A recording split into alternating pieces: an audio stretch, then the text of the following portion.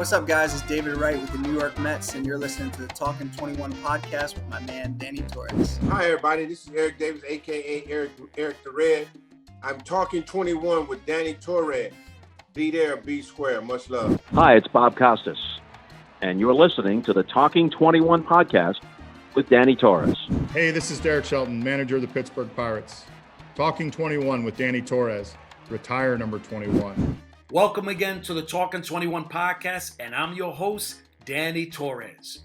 Thanks for listening. We love your feedback, so please keep it coming. Our next guest is a first for the Talkin 21 podcast, an artist.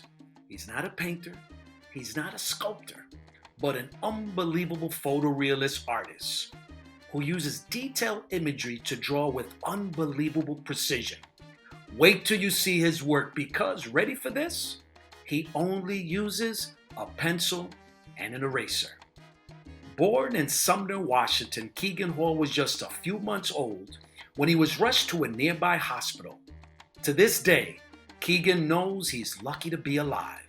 As a child who survived a near-death experience, he described himself as a very shy kid. But in high school, he was captain of the basketball team. Eventually, he graduated from high school and majored in the arts.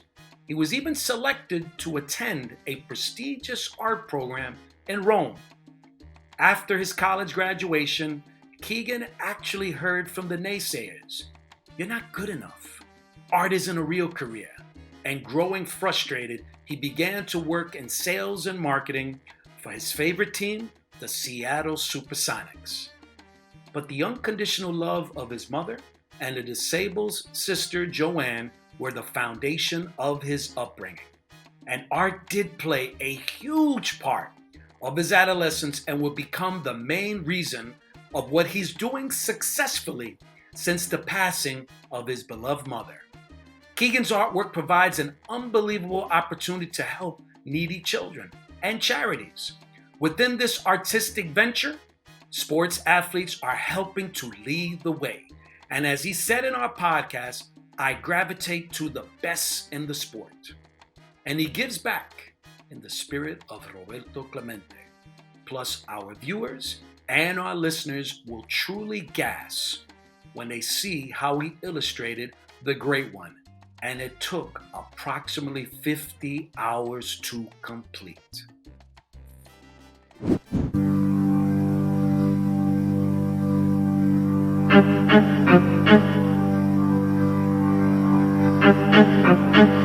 Ladies and gentlemen, please welcome to the Talkin 21 podcast, number 23, Keegan Hall.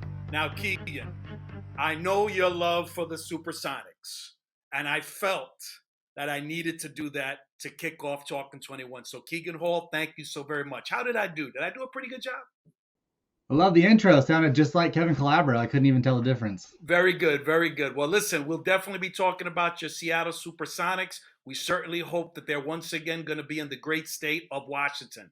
But Keegan Hall, a lot that we're going to talk about, but certainly I'd love for you to share with our listeners. Let's be honest, Keegan, you're lucky to be alive. There was a moment with your father where there was the game of softball that was being played. And please, Keegan, for our listeners, tell us exactly what happened that day. Yeah, basically, I was just a little baby, held in my dad's arms while his team was warming up at their softball game. So batting practice, fielding practice, and the shortstop fielded a ball, fired it to the first baseman, and overthrew him by a mile. And that ball went sailing out into the crowd, where it hit me perfectly square on my baby skull. And then it was just chaos after that, right? I got rushed to the fire station where they determined the damage was beyond what they could do there, and then was taken to the next hospital where I had skull fractures in 8 different places. I actually have kind of a little indentation on the side of my head here, but I lived, so here I am. But yeah, not a great way to enter the world. Now, Keegan, we're obviously just talking about a moment for your parents that they could have lost their child. What is it that they shared with you after the fact, as you were, obviously growing up, your teenage years, exactly what happened and what did they do at that very moment? Yeah, I mean, I think it was so traumatic for them as well that they never really talked in detail about kind of what was going on in their mind at the time, because I don't think they really wanted to think about that ever again either. So their way of coping was more like making jokes about it whenever it would come up, like, oh, that softball that probably knocked some sense into you, or that thing probably made you way smarter, or you could have been way smarter if you wouldn't have been hit by it, or just little jokes like that. But I don't think they ever really wanted to relive that moment of terror ever again. So we never really talked about it in that way. Yeah, yeah, yeah. Well, I got to admit, and kudos that this was something that was mentioned, and a shout out to the Up and Up podcast, that you describe yourself as a quiet, shy kid. But how did that quiet, shy kid from Sumner, Washington, become the Keegan Hall photorealist artist? I mean, come on, put that all together. That softball did something, and obviously the extraordinary work that you've created, Keegan. Let's be honest. I mean, talk about that a little bit.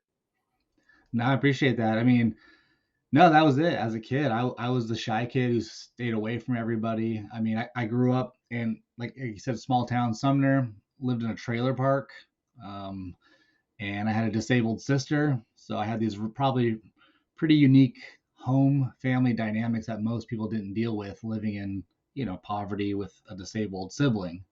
So I think, anytime we would go out into the public, people would stare at my sister, right? She had cerebral palsy, so she can't walk. She had these big braces on her legs, and also was born with cataracts, so she's legally blind. So she has these really thick glasses.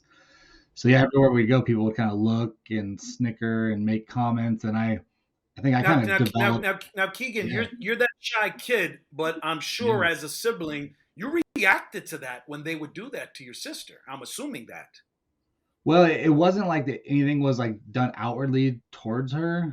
but it was just something that you would always notice everywhere we go. And I think that kind of just had that effect on me. Like I assume people were talking about me too, and I kind of retreated into my own shell in my own head a little bit, where I just wanted to kind of blend in at that point. Like I felt people were always judging me, so I think that kind of, from very early on at a young age, kind of slowly started developing that mindset that I just, I was a shy kid, leave me alone. I just want to get through this. And, it wasn't until much, much, much later in life that I shed a lot of that baggage. Actually, it was the passing of my mom that ultimately, allowed me to take a step back and say, why am I holding myself back in all these different areas? Why do I care what people think? And I, unfortunately or fortunately, I had to go through that traumatic event to really become, the person I am today. When did it all come to fruition? You mentioned your mother, who passed away, actually, I came to find out, of a cancer, that dreaded disease that took my father 33 years ago. But when did your best friends become that pencil? And a lot of people tend to, and obviously with my own background in the arts, not only the pencil, but the eraser. When did they become your best friends? Yeah, it was really about a month after her passing. I actually hadn't picked up a pencil or used a pencil to draw anything in almost 10 years. So I was not, art was not a part of my life at all. No drawing, nothing. I was kind of going in the business direction, doing startups, things like that. But yeah, following her passing, I was just driving home one day, and I don't know, I was thinking about my childhood, and how much art was a part of that, and how much my mom really enjoyed my artwork throughout the years. And I was thinking, man, it's been a really long time since I've drawn anything. And it was just like something was pulling me back. And I just sat down and drew a picture of my favorite player, Michael Jordan, posted that on social media. And a lot of people were like, wow, I didn't even know you could draw. That's so cool. And one friend asked me to draw a piece of Cam Chancellor. And that's kind of what started this whole, where we are today, Sure. right? It's kind of Yeah, this unbelievable journey. Keegan, chaos. when did your mother pass away? So it was probably about 7 years ago now. Okay, 7 years ago. Yeah, like I said, I Yeah. lost my dad in 1990, 33 years ago, and just wish he would have had an opportunity to see what I've been doing now for the last 20 years as a freelance journalist. And certainly we know that your beloved mother is looking down and surely clapping and maybe even doing that little intro about how proud she is of her son, Keegan Hall. But Keegan, not only art, but sports have gravitated you. And we mentioned the Seattle SuperSonics, a big part of your life. You worked for the Seattle SuperSonics till the day that that the decision was made that the team would no longer exist. But you've had the opportunity to, because you're from Washington, the Seattle area, to illustrate players such as obviously the great I was about to say Keegan, the great Ken Griffey Jr., Ichiro Suzuki, Julio Rodriguez. I mean, the only thing you didn't include was my dear friend Jamie Moyer, who was on our podcast. But there's some individuals that really stuck out for me that you also illustrated. I mean, Keegan, let's be honest. I mean, come on now. I mean, you even got to probably crack up when you look at the final piece itself. But Michael Jordan, obviously, your favorite. Muhammad Ali, one of my favorites, Bruce Lee, but certainly the great Roberto Clemente, an image which I believe is either the early or mid 60s. So what drew you, literally, excuse the pun, attracted you to illustrating and rendering the great Roberto Clemente? Yeah, I mean, you kind of touched on it. I mean, I love sports so much, and I played basketball my whole life. Now, I'm glad you And mentioned that. Now, I think my producer would appreciate this because we're Knick fans. Tell me, okay. before we even continue to go into Roberto, did you face Jamal Crawford? I know he's from Seattle, but did you face him at one time in high school? Yeah, we guarded each other for sure. We had actually You a were better, tournament right? at You my were high better, school. right? You were better, right? You were better. You were better. I would like to think so. What's funny about that whole thing is that the tournament was at my high school, and Jamal's team was so good. They're stacked, and obviously he was like the best player in the state, or one of the best in the nation. So being point guards, we had to guard each other, but his team was just smoking us so bad that fortunately he didn't make me look like an idiot out there. So I don't have any horror stories of him just crossing me over or anything crazy. So he spared me. So I appreciate that. Well, But he listen, knows we'll keep he we'll keep Jamal Crawford to the side. But yeah, he's my guy, man. He's always been supporting on my art, and he's got gives me shout outs here and there. So yeah, I love Jamal, man. He's the man. That's cool, man. That's cool. But again, let's go back to Roberto. So what gravitated you to illustrate Roberto Clemente? Yeah, I mean, you listed off some of my past pieces, and I just gravitate to the best in every sport. I myself am a student of becoming the best at something, which is drawing. But I can appreciate what it was like to trying to become the best at a sport too. So the people that do reach that pinnacle are the people that I tend to gravitate towards, whether it's the Michaels and the Kobe's and the Griffeys and of course Clemente. I mean, you look at his career; it was just crazy, right? 15 All Stars, 2 championships, MVP. Like he did it all. But I think more than that, it was what he did off the field, right? All the charity work and giving back, and delivering baseball equipment, because that's perfectly aligns with myself. So I actually saw a lot of myself in him, trying to be the best at something, but also recognizing where you came from and wanting to do more than just what he does on the field or what I do with the art itself. Now you describe Clemente again, the multitude of All-Star games, MVP in the World Series. When did you say you actually, at least you could kind of think about when you heard Roberto Clemente and what this unbelievable player did from Puerto Rico? When did it that you actually heard? Was it in high school? When did you hear about Roberto Clemente? Yeah, definitely back in high school. I mean, his name was always being floated around, just as being one of the greats. So whenever they start talking about, players, particularly from, non-American players, right? His name always comes up, right? Because of that and because of his induction to the Hall of Fame, being one of the first there of a Latin descent. So yeah, probably back to the high school days. He's been on my radar since then. Last month, this is something that, everyone that follows your account on social media, and I'm going to read exactly what you said. That level of determination to be the best had a profound effect on me, and I often think about it. Why did you say that? And if we had to make the connection to that NFL player. Could you share for our listeners and our viewers why you said that tweet? The one about wanting to be the best or the desire to be the best. Is that Yes, the one you want to yes. see? Yep, yep. Yeah, I think whether it's art or sports, if you want to be the best at anything, it's got to come from within, right? If you're relying on someone else to push you, you're just not going to make it, right? Because there's so many people that are great at what they do, whether it's kind of that natural talent that they have, but if you don't really push yourself you'll never get to that next level.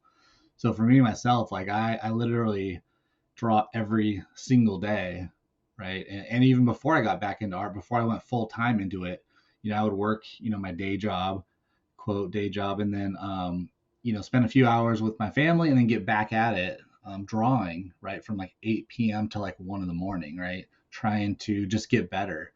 And really and even more than that, I think if you want to be the best, it's like really being honest with yourself where you're at and as compared to where you want to get to, and then kind of putting a plan in place to get there, being very deliberate with your learnings. And I think that those are some of the things that I picked up from these people that, really wanted to be the best and excel. They would kind of take a step back and say, where are my weaknesses?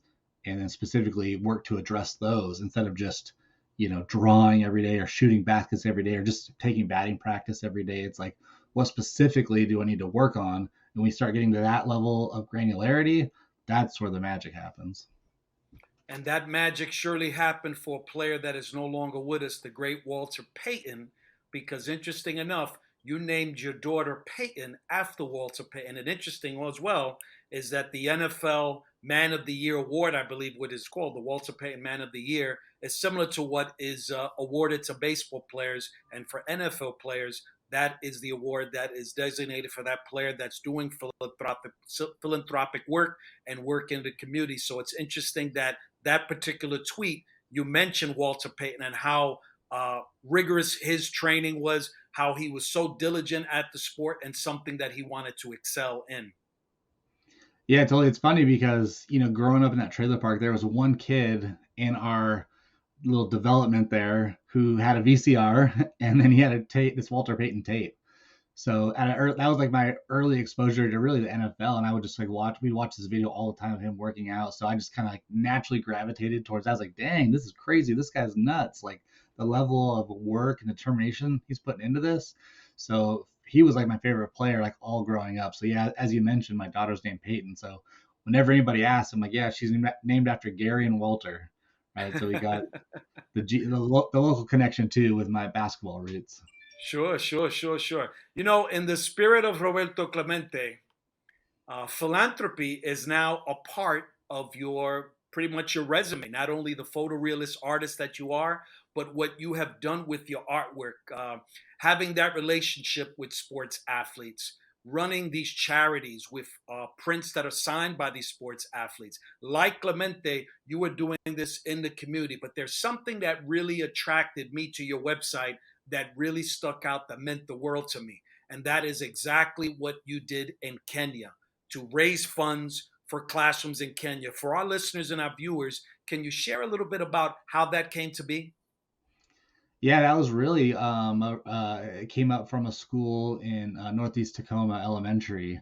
It was really their project that they were spearheading as a school, and so they were doing their own fundraising efforts. And I had recently spoke at that school, so they reached out and was like, "Hey, is this something that you could assist with?" And with this project, and of course I jumped on board. So they were working with the We organization and We Day and all that. And yeah, not only did we, the goal was to initially just raise $10,000 for one classroom, that we actually doubled that and raised over 20 grand for two classrooms. So that's just that was probably the more unique project that I've done, but definitely lots of other projects with athletes and signed prints that have gone to just hundreds of other organizations as well. Is there one player that really sticks out, that really just when they saw your work and that work was going for a worthy cause? Is there one player that sticks out that you've worked with that, you have developed a friendship that you guys are close to this day? Yeah, I mean, I would say even like a Eddie Vedder or Pearl Jam.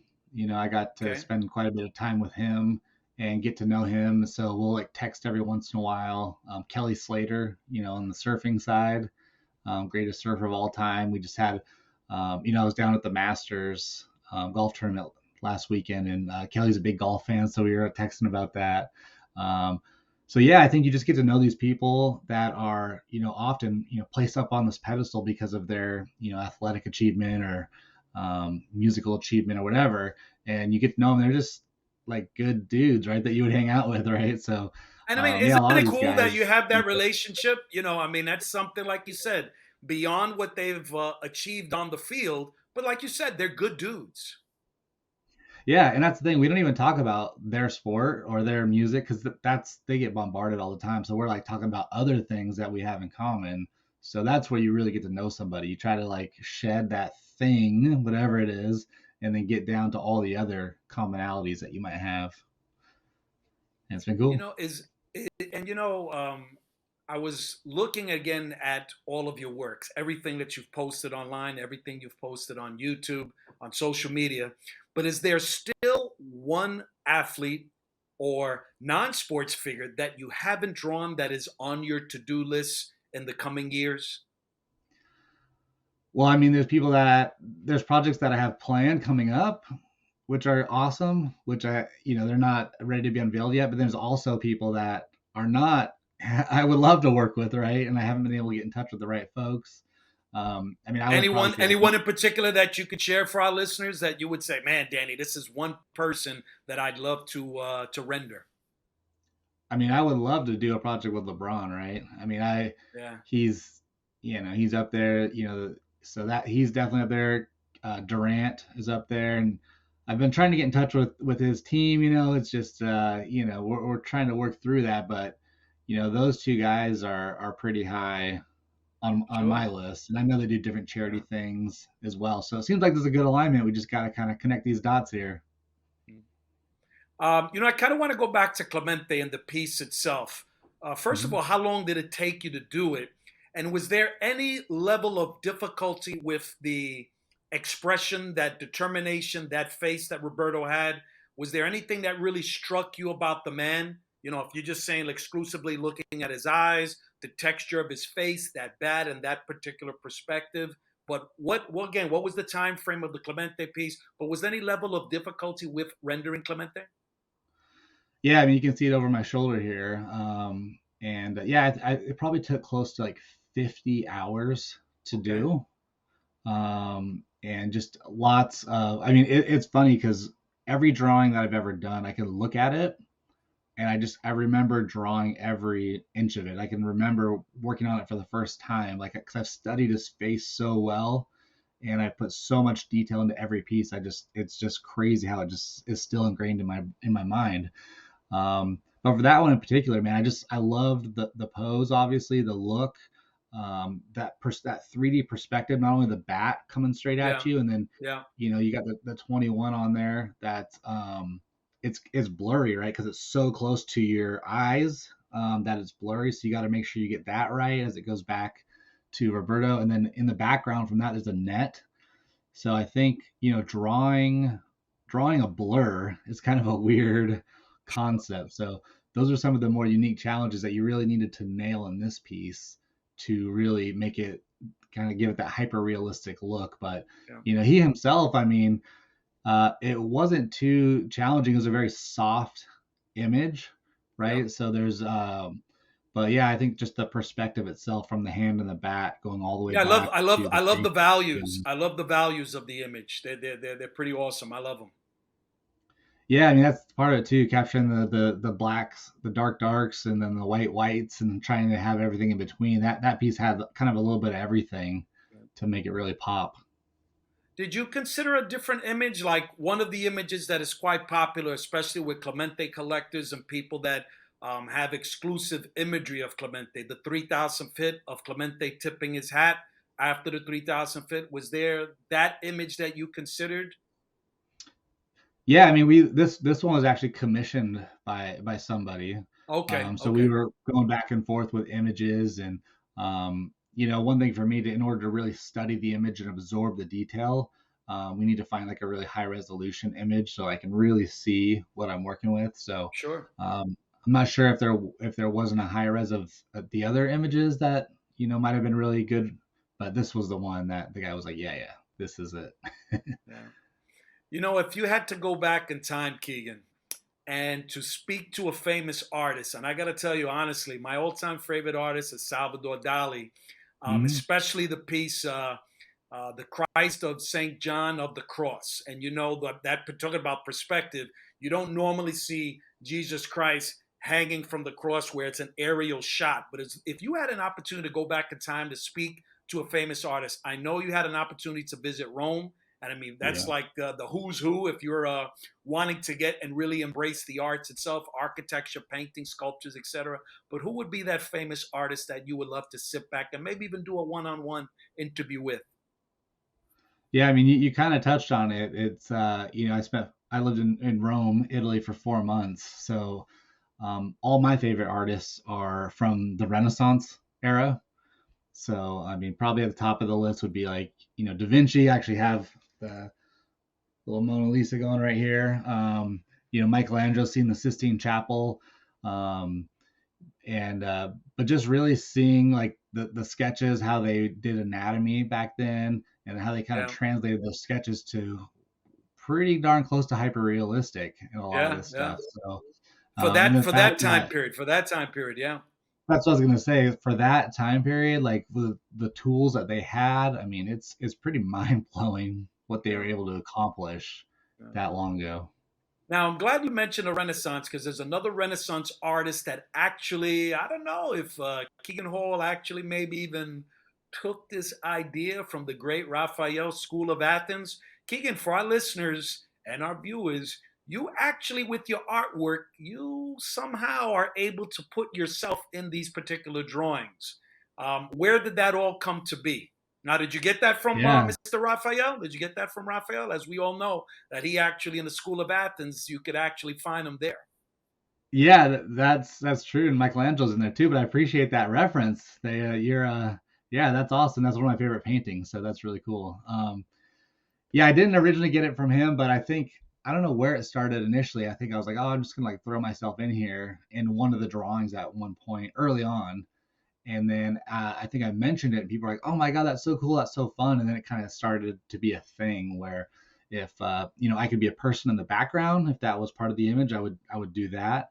But if there wasn't any people, I would have to hide my face somewhere else, whether it's the jersey or something. But I'm in most of these drawings, so it's been kind of a fun little extra thing that people, when they hear about it, like, oh, that's another level of engagement.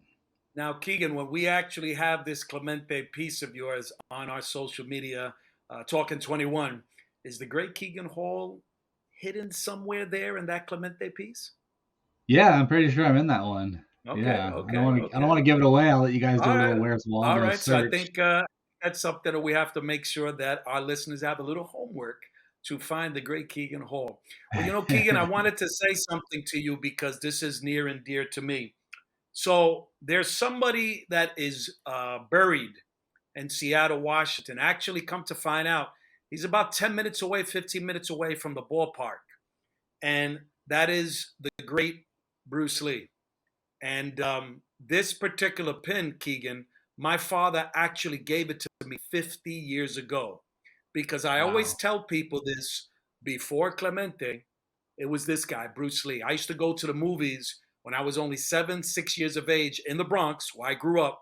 And when Bruce Lee passed away, my dad gave me this. So this July of 73, this pin is 50 years old. It's the original pin. And there's one Crazy. thing that it's on my social media, on my Twitter account, and it's a quote. And something that, Keegan, when you worked with the Sonics, I believe, again, giving kudos to the podcast that you were on, the Up and Up, you mentioned about quotes, famous sayings. But there's something that is attributed to Bruce Lee that I have, at least at the very least, tried to live my life by, and I know Keegan Hall as well. The quote is, "The key to immortality is first living a life worth remembering." So Bruce Lee's been dead now 50 years, but he's immortal. We still continue to talk about Bruce Lee 50 years since his passing. And Keegan, all I got to tell you right now, what you are doing with your artwork, with what you're doing, and I think you've raised over $600,000 for numerous charities with sports athletes, with obviously those classrooms in Kenya. I just really can't thank you enough for what you've done, that you are honoring your mother. And if you can, as we're going to wrap this particular podcast episode up, if you could kind of say to our listeners and our viewers what letter you received that really clicked for Keegan Hall, that pretty much this was going to be your mission in life. Yeah. I mean, it was pretty early on to me getting back into art and into drawing. I hadn't done any fundraisers yet, but I received a letter in the mail, which was kind of just crazy in and of itself, because who sends letters anymore, right? It was a handwritten letter from the mother of one of my friends, and it was something along. It was pretty short, but it was something along the lines of, I saw your latest drawing on my daughter's Facebook page. It's amazing what you're doing. Your mom was always so proud of you. So just know that each time you continue to use one of your amazing gifts, somewhere she's smiling. And when I read that, I was just like bawling my eyes out. And I posted that online and just letting people know how much that meant to me, because it was kind of like exactly what I needed to read it at that moment, working through, her death, and then getting that letter, knowing that I'm on the right track and art is part of that right track. And after posting that, it kind of went viral, right? And I got a call from the Today Show. They ended up doing a story on how that letter was really kind of the linchpin of me really deciding to go after this art thing full force. Well, Keegan Hall, I can't thank you enough. And on behalf of, I like to say this, my producer extraordinaire, Ras Guevara, thank you so very much for being on the Talkin 21 podcast and sharing your unbelievable story for our listeners and our viewers. So, Keegan Hall, thank you so very much. I appreciate you, Danny, man. It's been a long time in the making, and I'm glad we were finally able to put this together, man. Appreciate you. Likewise, brother. Likewise.